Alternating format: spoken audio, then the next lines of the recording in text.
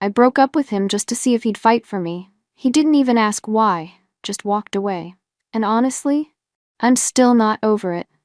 I'm Samantha, 26, and this whole mess started about 6 months ago when I decided to test my boyfriend's love for me. Real smart move, right? Donovan and I had been together for a year and a half, and things were getting pretty serious. We'd met each other's families, spent holidays together, and were even starting to talk about moving in together. His parents absolutely adored me. His mom would always text me recipes, and his dad would save me the last piece of pie at dinner. His little sister basically treated me like the big sister she never had. I really thought we were building something real. But here's the thing about relationships. Sometimes they get too comfortable, you know? We had our routines, our favorite takeout spots, our weekend traditions.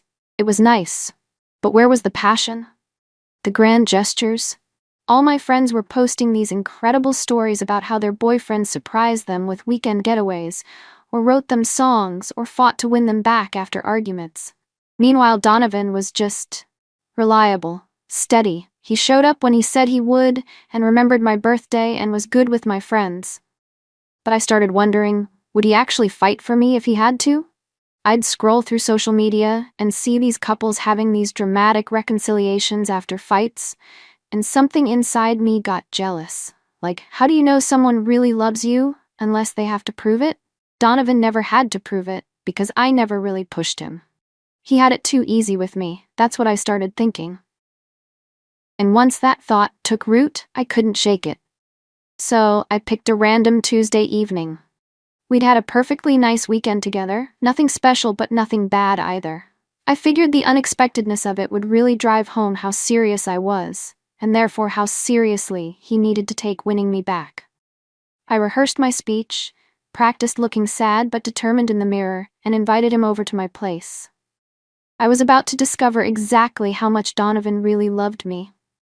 Or so I thought. When Donovan arrived at my apartment, he looked relaxed, completely unaware of what was coming. He leaned in to kiss me hello, like always, but I turned my face so he caught my cheek instead.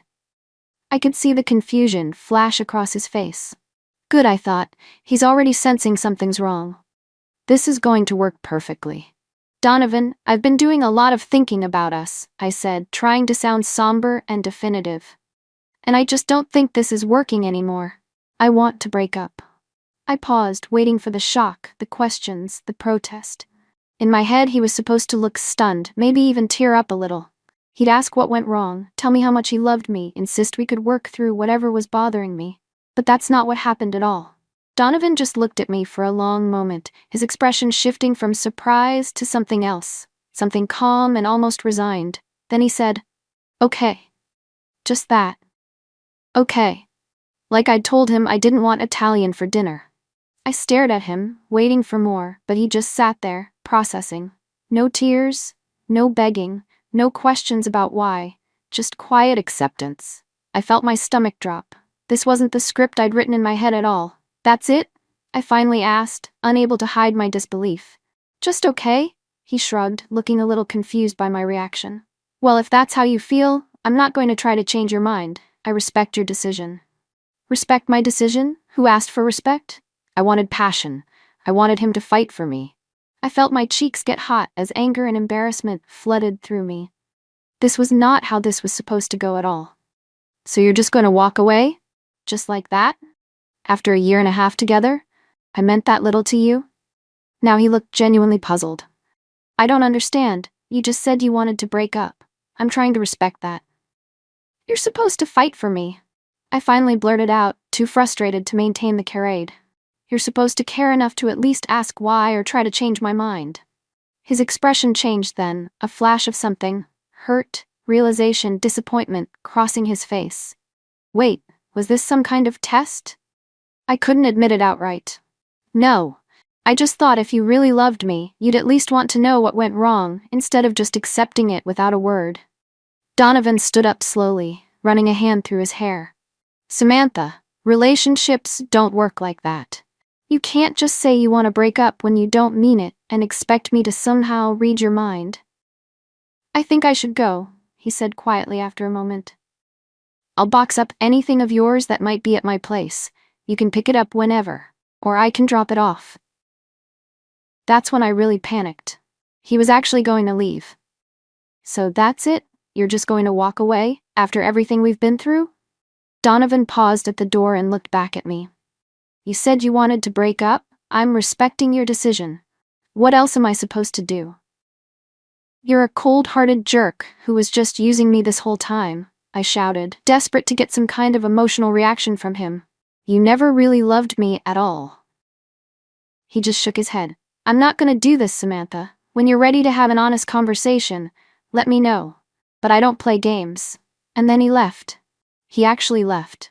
No tears, no begging, no grand gestures. He just walked away like I hadn't just detonated our entire relationship. I spent that night alternating between crying and fuming, waiting for a call or text that never came. By morning, I was convinced that his reaction just proved what I'd suspected all along. He didn't love me enough. A man who truly loved a woman would never let her go that easily, right? The next few days were a blur of checking my phone, jumping every time it buzzed, only to be disappointed when it wasn't him. I started wondering if maybe I'd made a terrible mistake. But my pride wouldn't let me admit it. Not yet. 3 days after our breakup, I got a text from Donovan's sister asking what had happened. Apparently, he'd told his family we were over, but hadn't given many details. His mom was upset. She'd really liked me. Great, I thought. Now his whole family probably thinks I'm the bad guy. I needed to get control of the narrative. Fast. The morning after our breakup, I was already spinning the story to my friends. He just didn't care enough to even ask why, I told my best friend Alyssa over coffee. Can you believe that? I tell him I want to break up, and he just says okay and leaves. No questions, no nothing. Alyssa frowned, stirring her latte. Wait, so you wanted to break up with him, but you're upset that he accepted it? I rolled my eyes. It's not about that. It's about the principle. If he really loved me, he would have at least wanted to know why or tried to fix things. As the days passed, I carefully crafted my version of events for different audiences. To his sister, I said there had been problems brewing for a while. To mutual friends, I hinted that Donovan had been emotionally unavailable. To coworkers, I shrugged and said sometimes things just don't work out. Each time, I positioned myself as the reasonable one who had tried to make things work while painting Donovan as cold and indifferent. But not everyone bought my story. His sister Megan called me a week after the breakup. I talked to Donovan, she said without preamble. He told me what really happened. My stomach dropped. I don't know what he told you, but... He said you broke up with him as some kind of test to see if he'd fight for you, she interrupted. Is that true? That's not. He's twisting what happened, I sputtered. Stop lying, Samantha, Megan said, her voice uncharacteristically hard. Do you have any idea how manipulative that is? To end a relationship you don't actually want to end just to test someone's reaction? She hung up, and I stared at my phone in shock. How dare she speak to me like that? And how dare Donovan tell her the truth instead of sticking to my version of events? I immediately posted a vague but clearly sad status on social media. Sometimes the people you think care about you the most are the first to walk away when things get tough. I added a broken heart emoji for good measure. The likes and sympathetic comments poured in. You deserve better, one friend wrote. His loss, said another. This was more like it. The validation I craved. But not all my friends were so supportive. My roommate from college, Jade, who had always been painfully honest, texted me privately. Did you actually want to break up with him, or was this some kind of test? It's not wrong to want someone to fight for you, I texted back defensively. No, but it is wrong to manipulate someone like that, she responded. If you wanted more romance or reassurance, you should have just told him. As the days turned into weeks with no contact from Donovan, reality began to sink in. He wasn't going to come crawling back. He wasn't going to show up at my door with flowers. He wasn't going to blow up my phone begging for another chance. I'd broken up with him, and he'd simply accepted it and moved on. That's when the panic really set in. I might have actually lost him for good. And over what?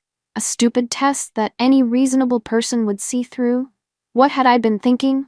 But I still couldn't bring myself to reach out and admit my mistake. My pride wouldn't let me. Instead, I doubled down on my social media campaign, posting photos of nights out with friends, new outfits, fancy drinks, all carefully curated to show Donovan, who I knew still followed me, that I was living my best life without him. In reality, I was checking his profiles obsessively, looking for any sign that he was miserable without me. But his posts remained frustratingly normal. Work updates, a hiking trip with friends, photos of a new dish he'd cooked. No sad songs, no melancholy quotes, nothing to indicate he was pining for me. 1 month after our breakup, I still hadn't heard directly from Donovan. I'd run into a few mutual friends who had seen him, and their reports were infuriating. "He seems good," they'd say. Or worse, "He asked about you, hopes you're doing well." Hopes I'm doing well? He should be devastated. I decided it was time to orchestrate a chance encounter. I knew his routine, where he got coffee on Saturday mornings, which grocery store he preferred, his favorite bookstore. I started frequenting these places, dressed to kill, hoping to bump into him accidentally. After 3 tries, it finally worked. I spotted him at the local farmer's market, examining some apples at a produce stand. My heart raced as I approached, trying to appear casual. "Donovan, what a surprise," I said, feigning shock at seeing him. He looked up, momentarily startled. "Samantha, hi." "How have you been?" I asked, stepping closer. "I'm okay," he said with a small nod. "You?" "Oh, keeping busy," I said with a practiced laugh. "Listen, I think we should talk about what happened. It was just a big misunderstanding." Donovan raised an eyebrow. "A misunderstanding?" I nodded eagerly. "Yes. I didn't really want to break up. I was just going through something. Having a bad day. You know how it is." "So you didn't mean it when you said you wanted to end our relationship?" he asked, his voice measured. "Not really," I admitted, sensing an opening. "I was just testing you, I guess. Seeing if you'd fight for me." Something shifted in his expression then, a hardening around the eyes, a slight tightening of his jaw. "I've been seeing a therapist these past few weeks," he said, surprising me. "Talking about our relationship, about patterns I didn't notice before." "You're in therapy because of our breakup?" I asked, hope rising. Maybe he was devastated after all. "Not exactly," he said. "I'm in therapy because I realized I have a pattern of being with women who test me instead of communicating directly, who expect me to read their minds, who create problems so I can solve them and prove my devotion." I felt my face flush. "That's not what I—" "When you broke up with me as a test," he continued calmly, "it was like a wake-up call. I realized how unhealthy our dynamic had become. How I was always trying to guess what you really wanted instead of you just telling me. I respect myself too much now to go back to that," he said. "If you really care about someone, you don't play games with their feelings." "It wasn't a game," I protested. "I just needed to know you cared." "By hurting both of us?" he asked. "That's not love, Samantha. That's insecurity." I felt tears sting my eyes. "So you're saying there's no chance for us?" Donovan sighed. "I'm saying I need someone who says what they mean and means what they say, who doesn't use breaking up as a manipulation tactic." He paid for his apples, wished me well, and walked away again. Only this time it felt much more final. I stood there among the weekend shoppers, feeling oddly hollow. He'd changed somehow in our weeks apart. Become more certain, more grounded. Meanwhile, I was still playing the same games, expecting different results. For the first time, I wondered if maybe, just maybe, I was the problem. But that moment of self-awareness was fleeting. As I walked home alone, I convinced myself that Donovan was being unreasonable. So I'd made one mistake. Was he really going to throw away everything we had over it? If he really loved me, he would forgive me, right? This thinking started a downward spiral that consumed the next several weeks of my life. I became obsessed with getting Donovan back.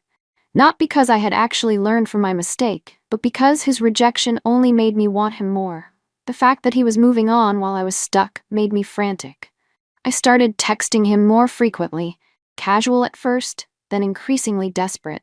His responses grew shorter and less frequent until finally he asked me directly to give him space.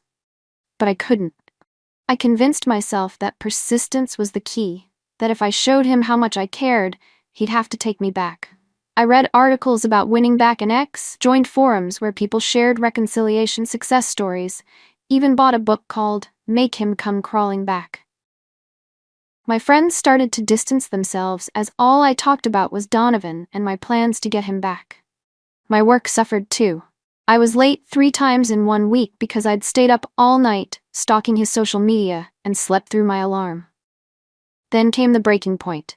I heard through a mutual friend that Donovan had been promoted at work, something he'd been working toward when we were together.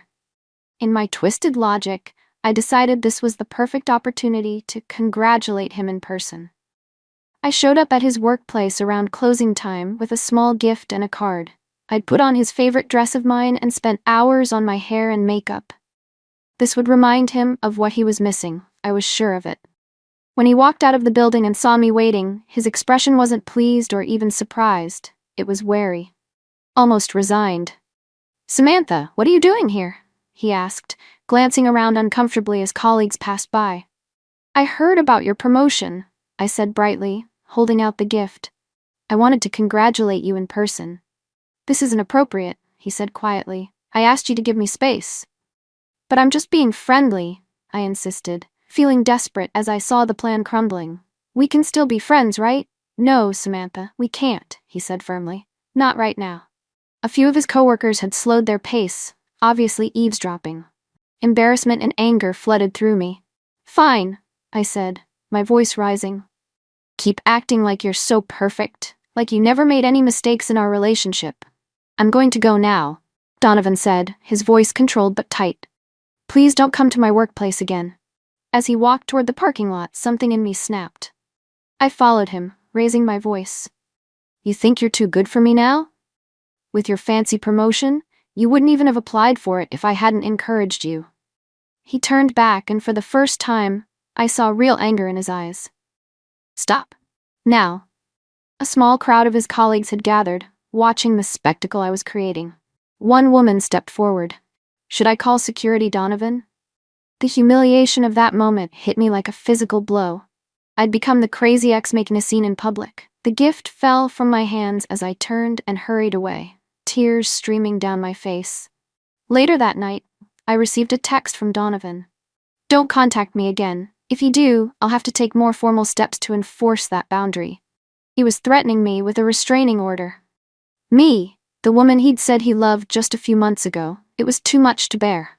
I shut myself in my apartment for the entire weekend, ignoring calls from concerned friends, eating ice cream straight from the container, and watching sad romantic movies where the guy always came back in the end. But as Sunday evening approached, a hard truth began to settle in my gut. Donovan wasn't coming back. And maybe, just maybe, this whole situation was more my fault than I wanted to admit. 6 months after our breakup, I was invited to a housewarming party thrown by mutual friends.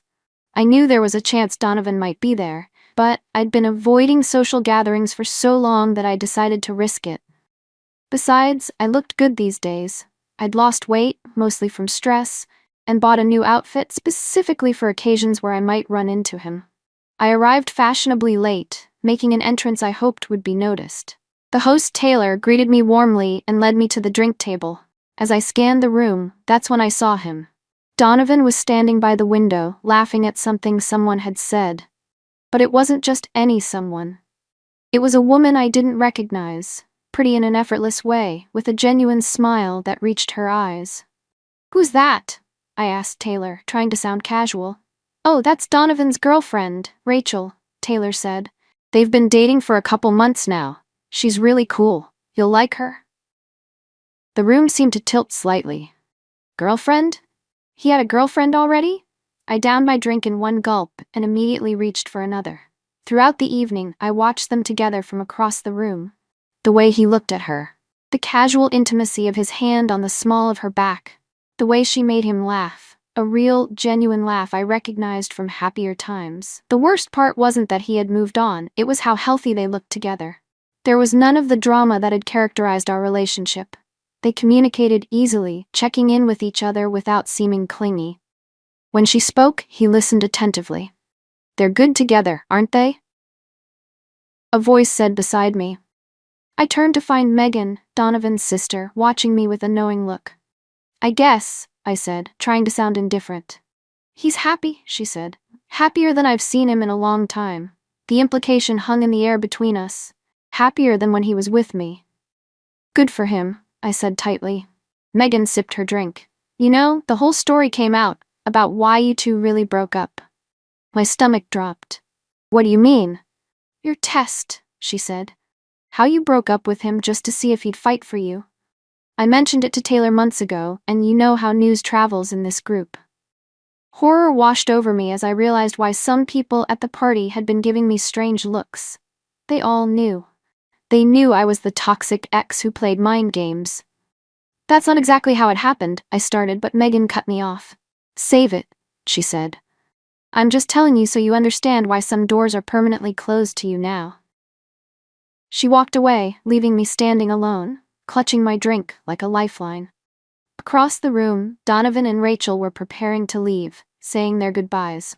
He hadn't spoken a single word to me all night, hadn't even acknowledged my presence. As they passed near me on their way out, Rachel smiled politely. She had no idea who I was, I realized. Donovan's eyes met mine for a brief moment, and I saw no anger there, no resentment, not even discomfort. Just nothing. Complete indifference. I had become a stranger to him. That night marked the beginning of my social exile. Invitations dwindled. Friends became busy when I suggested getting together. The story of my manipulation had spread, cementing my reputation as someone who couldn't be trusted in relationships. At work, my pattern of deception extended to taking credit for colleagues' ideas, a habit I hadn't even realized I had until my manager called me out on it during a performance review. There's a concerning pattern here, she said. This needs to stop, or we'll have to reconsider your position with us. A week later, I ran into Alyssa at a coffee shop. I hadn't seen her in months. She'd been among the first friends to distance herself after the party. How are you? I asked, genuinely hoping to reconnect. Busy, she said, not meeting my eyes. Look, I should go. Wait, I said, suddenly desperate. Have you heard anything about Donovan? She sighed. Samantha, you need to move on, he has. I know with Rachel, I said, unable to keep the bitterness from my voice. They're engaged, Alyssa said. He proposed last weekend. The news hit me like a physical blow. Engaged? After just 6 months together? We'd been together for 1.5 years, and he'd never even hinted at marriage. As I watched her leave, the full weight of what I'd lost crashed down on me. Not just Donovan, but friends, respect, trust, all sacrificed on the altar of my pride and insecurity. For the first time, I had to face the possibility that I might have been wrong. That my test wasn't just a harmless way to gauge Donovan's feelings. It was a manipulative power play that revealed more about my character than his. But even this realization came with a qualifier. If only he had understood what I really meant. If only he hadn't overreacted. If only he had given me a second chance. I still couldn't fully own my mistake. Couldn't accept that the consequences I was facing, the loneliness, the damaged reputation, the lost relationships, were entirely of my own making. And that's why 6 months later, I'm still alone, watching from the periphery as life goes on without me. Donovan is building a future with Rachel. My friends have moved on to more healthy relationships. My career has stalled, as my reputation for untrustworthiness has followed me there too. All because I broke up with him just to see if he'd fight for me, and he didn't ask why, just walked away. It turned out to be the smartest thing he could have done. For him, not for me. Never for me.